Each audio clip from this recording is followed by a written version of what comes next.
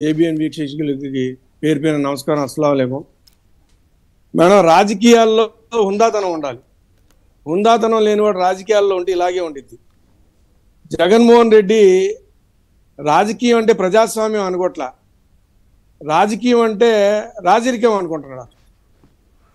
ఆయన ఏదో ఆయన ఒక రాజులాగా రారాజులాగా, ప్రజలు అతనికి బానిసల్లాగా, ఆయన ఆలోచనలు వేరే విధంగా ఉన్నాయి.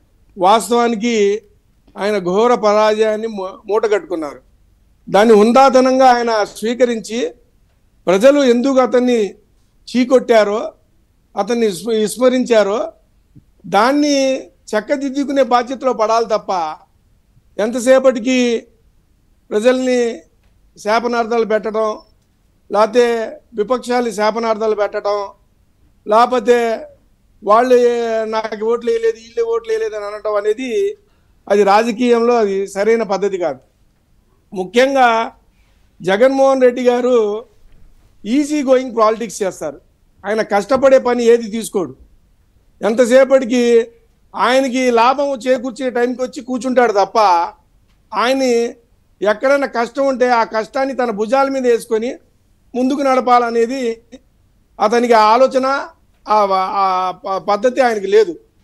ముఖ్యంగా మనం చూసుకుంటే 2019లో వైసీపీకి 49.95% ఓట్లు వచ్చినాయి మేడం. అలాగే టీడీపీకి 39.17% వచ్చింది మేడం. అలాగే మా జనసేనకి 5.53%, బీజేపీకి 2%. అంటే అప్పటి ఏర్పడిన కూటమికి టీడీపీకి వైసీపీకి 10% తేడా వస్తేనే అతనికి 151 సీట్లు ప్రజలు వచ్చినాయంటే ఆయన ఆనందపడ్డాడు. సరే, ఇప్పుడు 2024కి వస్తే టీడీపీకి 45.6% వచ్చినాయి మేడం. బీజేపీకి 2.85% వచ్చింది మేడం. జనసేనకి రమారమ్మిగా 8% వచ్చింది మేడం.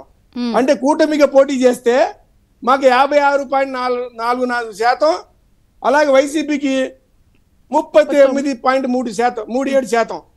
అంటే 17% తేడా.